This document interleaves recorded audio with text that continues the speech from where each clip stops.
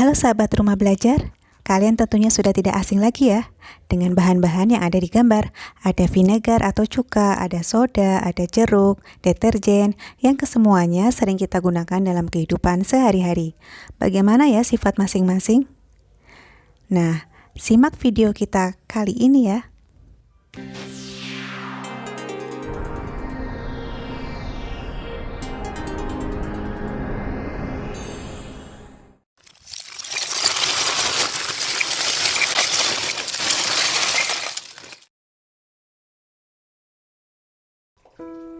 Assalamualaikum warahmatullahi wabarakatuh. Perkenalkan, saya Nur Sobah, guru kimia SMA Negeri 1 Pojong. Hari ini kita akan belajar tentang asam dan basa. Tujuan pembelajaran kita kali ini yaitu agar peserta didik dapat menjelaskan tentang teori asam dan basa. Asam adalah senyawa yang memiliki pH kurang dari 7, memiliki sifat-sifat antara lain berasam asam, dapat memerahkan lakmus biru, bersifat korosif. Dengan logam, dia akan bereaksi menghasilkan ion hidrogen. Dia juga dapat mengantarkan listrik. Contoh-contoh senyawa asam antara lain asam cuka, asam sitrat, asam klorida, asam sulfat, dan lain-lain.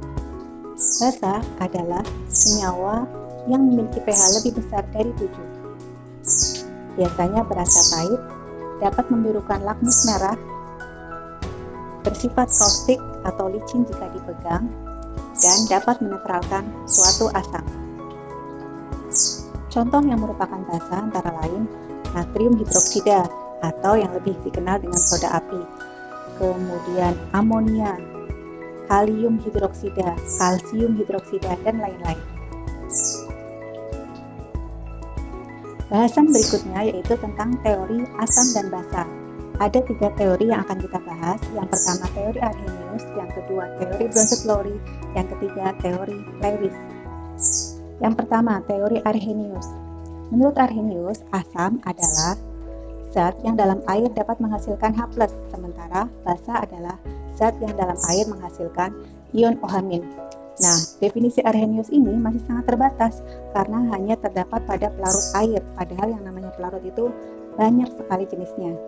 Contoh ya, misalkan asam menurut Arrhenius itu HCl. Kalau dalam air maka akan berubah menjadi H+ plus Cl-. Yang kedua, asam basa menurut Bronsted-Lowry. Menurut Bronsted-Lowry, asam yaitu donor proton. Dengan kata lain, asam memberikan proton atau H+-nya kepada basanya. Dalam teori ini ada istilah asam basa konjugasi. Yang namanya asam konjugasi itu adalah asam yang kelebihan 1 H+ dari basanya. Jadi kalau kalian diminta menentukan pasangan asam basa konjugasi, maka tinggal dibandingkan. Yang hanya lebih banyak itu adalah asamnya, yang lebih sedikit dia sebagai basanya. Kemudian silakan kalian perhatikan contoh-contohnya. Yang ketiga, teori asam basa Lewis. Tinjauan dari teori Lewis ini adalah pasangan elektron bebas atau PEB. Asam menurut Lewis adalah zat yang dapat menerima atau akseptor pasangan elektron bebas atau PEB, sedangkan basa adalah donor PEB. Maka otomatis basa pasti memiliki pasangan elektron bebas atau PEB. Itu yang jadi cirinya ya. Silakan kalian cermati contohnya. Demikian materi kita hari ini. Tetap semangat belajar di rumah.